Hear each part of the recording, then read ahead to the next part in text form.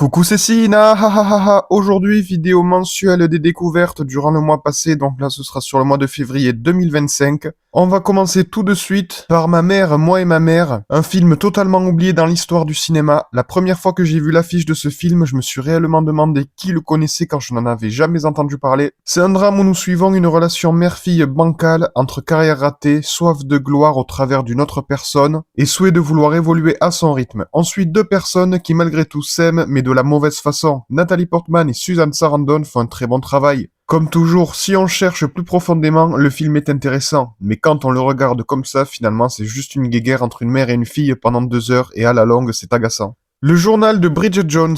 À l'approche du 4e film, je me suis lancé dans la découverte de cette saga que l'on peut considérer comme culte aujourd'hui. Ce premier film est une comédie des années 2000 au global classique, loin d'être désagréable. On y suit une trentenaire maladroite dans ses relations charnelles et amoureuses. Le casting est bon, ça se regarde facilement avec des situations parfois cocasses. Sans rien de plus fou que ça, pas un grand film mais 1h30 correct. Bridget Jones, L'âge de raison, une suite légèrement supérieure à son prédécesseur. On retrouve le même trio de personnages avec des nouvelles situations, mais cette fois-ci on va un peu plus loin dans le côté humoristique avec un aspect comédie-esque plus poussé, notamment avec le fait que l'on voyage. Le casting principal est investi et fait un bon travail. Le seul point négatif du film, c'est qu'il est à mon sens trop long. Il dure une dizaine de minutes de plus que le premier film, mais ça se ressent. Donc j'ai trouvé que passer la première heure, c'était redondant. Bridget Jones Baby, ce 3e opus est au même niveau que le 2e, il ne le surpasse pas. On a un nouveau triangle amoureux avec une vraie question durant tout le film. Ça reste mignon, divertissant, mais comme pour le 2, ça tire trop en longueur. Le film dure presque 2 heures et c'est rapidement long. On tourne en rond et cette histoire de bébé n'est pas suffisamment importante pour nous maintenir jusqu'au bout. Comme toujours, Patrick Dempsey apporte une plus-value. Certaines scènes comme les passages télé sont très drôles, mais au global ce 3e opus est comme les précédents, correct mais pas plus marquant que ça. Les Tuches 5, je pense qu'on est sur le 3e opus de trop, ou du moins pas nécessaire. Les deux premiers étaient cool, mais ensuite ça dégringole. J'ai pas trouvé ça mauvais, mais c'est 1h30 de blagues plus ou moins drôles sans rien derrière. Durant ma séance, il n'y a pas eu beaucoup de rire et pourtant il y avait du monde. Le plus drôle dans le film, ce n'est pas tellement les gags, mais plutôt les expressions faciales de Jeff à certains moments. L'ensemble du casting reste efficace et il semble prendre plaisir à jouer, donc c'est un bon point. Si ce 5e opus fonctionne, je pense qu'il y aura encore au moins un dernier film pour clôturer la saga, donc on peut s'attendre à un nouveau film d'ici 3-4 ans. Coup d'éclat, c'est le genre de film totalement oublié que l'on découvre en fouillant la filmographie des membres du casting, une pure production des années 2000 avec un très bon casting. C'est un buddy movie entre policier et un voleur. En gros, c'est une version bien meilleure du super naze Red Notice, car les histoires sont assez similaires, sauf que Coup d'éclat, c'est plus amusant. Pendant 1h30, on est emporté dans cette histoire simple et agréable, avec un beau décor de fond. Pas un grand film, mais plutôt un bon moment. Karate Kid Remake,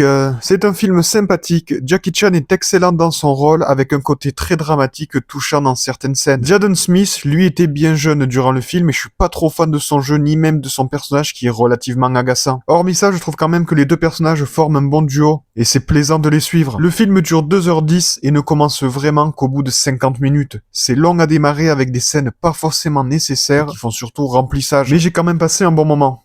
En territoire ennemi, un film d'action sympathique. Ce qui est bien avec ce film, c'est qu'il a eu de nombreuses suites DTV, donc je vais me régaler. Il y a de ça environ 1 an, je découvrais le film Le Vol du Phénix, le remake, et je me disais, le film n'est pas trop mal, mais la réalisation et le montage sont mauvais. Et j'ai eu la même sensation pour Un territoire ennemi. Et c'est normal, car c'est un film qui dispose d'un des plus gros red flags du cinéma absolument colossal dans le nom de son réalisateur. C'est un film réalisé par John Moore, le génie qui nous a fait l'infâme et détesté Die Hard 5. Hormis ce détail, nous sommes sur un film de guerre avec un bon scénario porté par un casting 5 étoiles avec notamment Vladimir Mashkov, dont le personnage du film inspiré Rockstar pour Nico Bellic dans GTA 4. Il y a une scène vraiment excellente avec des explosions, mais après dans l'ensemble, les effets de montage sont parfois peu crédibles car ils cherchent à en faire des caisses. Dans les mains d'un autre réalisateur, on aurait pu parler d'excellents films, mais dans ce cas-là, la réputation de John Moore le précède. Paddington au Pérou, le réalisateur a peut-être changé, mais ça reste un opus dans la lignée des précédents, mignon et agréable. Une aventure dans laquelle on quitte Londres afin de rejoindre le Pérou, durant une belle histoire pour toute la famille. Avec un très bon casting, on passe un très bon moment. Un nouvel opus plaisant, mais dans le fond pas vraiment marquant, que l'on oubliera probablement assez vite une fois sorti de la salle de cinéma. Gold, excellent thriller, j'ai l'impression qu'on sous-estime trop Zac Efron. On dirait qu'il a toujours cette image d'icône de teen movie des années 2000 ou d'acteur qui joue principalement dans des comédies, alors qu'il est absolument bluffant dans les autres genres. Gold, c'est un film pas très connu, connu et c'est dommage car c'est un excellent survival. Suivre un gars seul dans le désert pendant 1h30, c'était un défi risqué, car si c'est mal géré, ça peut vite devenir interminable. Dans ce film sorti directement sur Prime Video, ce n'est pas le cas et c'est brillamment exécuté. Il n'y a aucun temps mort, c'est pleinement captivant avec une grosse tension du début à la fin. On souffre avec le personnage entre la faim, la soif, les dangers de la nuit et les brûlures.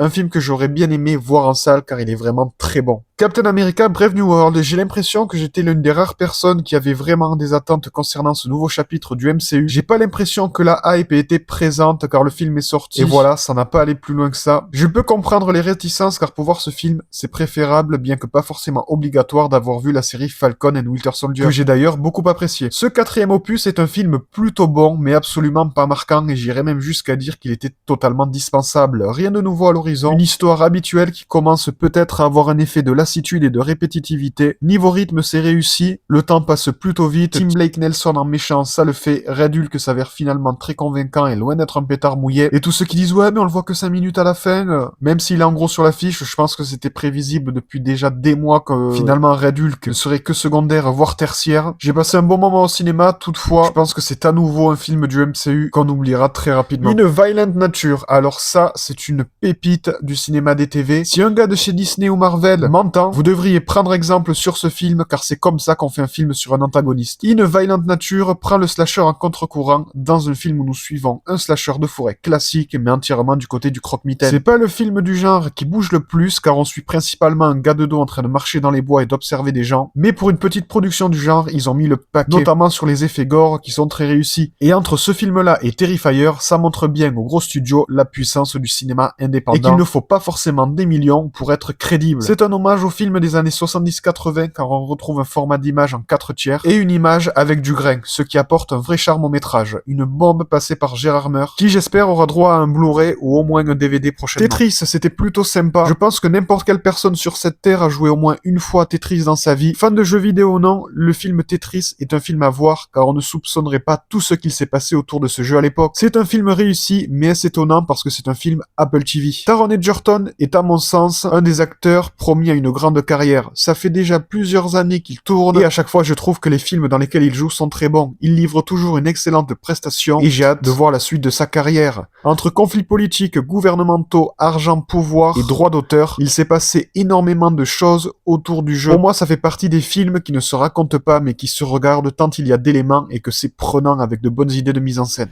The Blackening.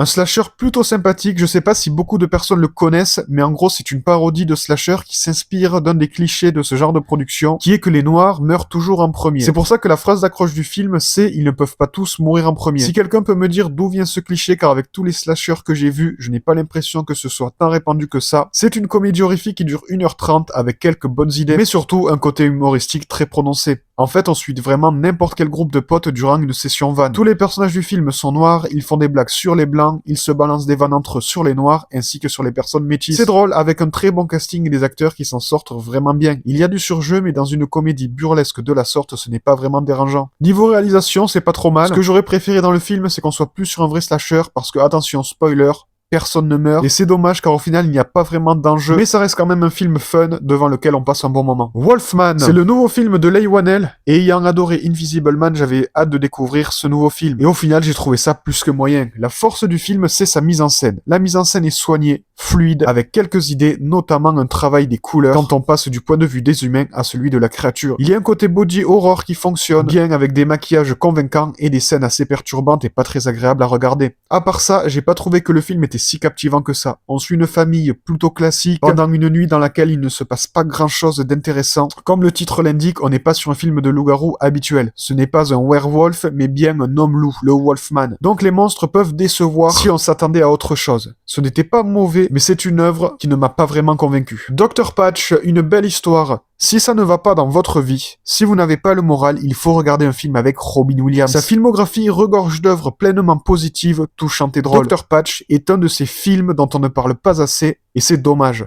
C'est un film humain porté par un acteur toujours magistral qui incarne un personnage qui a vraiment existé, sur lequel beaucoup de médecins devraient prendre exemple. C'est dramatique, beau et touchant. Coup de foudre à Rhode Island. Encore un film assez oublié dans la filmographie des deux acteurs principaux. C'est une romance pas tellement novatrice, mais quand même agréable. Avec 2 super têtes d'affiche, on embarque pendant 1h30 pour un séjour en famille dans lequel 2 âmes sœurs vont se retrouver. L'alchimie est présente, la gestion de la musique efficace, et voir Steve Carell dans un côté plus dramatique et moins clownesque, c'est toujours génial. Et pour terminer, côté série, la saison 2 de Squid Game, que j'ai trouvé très bonne. Après une première saison qui a marqué le monde, cette tant attendue saison 2 est arrivée et je ne l'ai pas trouvée décevante. On retrouve 456 qui veut trouver l'endroit où se déroulent les jeux pour y mettre fin. Entre enquête et nouvelle partie qui commence, les épisodes sont captivants et se regardent presque d'une traite, bien que je trouve que vers la fin ça tire trop en longueur. Les enjeux sont présents, il y a des nouveaux personnages attachants que l'on prend plaisir à suivre et ce jeu de mystère, pour savoir qui va survivre ou non, c'est prenant. Les nouveaux jeux sont originaux et inventifs et d'ailleurs pour la petite anecdote, je me suis spoilé les nouveaux jeux en jouant en mode Squid Game sur Fortnite. L'ultime saison sort au mois de juin et j'ai hâte de voir ce qu'il en sera au vu du final de celle-ci. C'est tout pour cette vidéo, n'hésitez pas à venir sur Insta, TikTok et YouTube et à bientôt.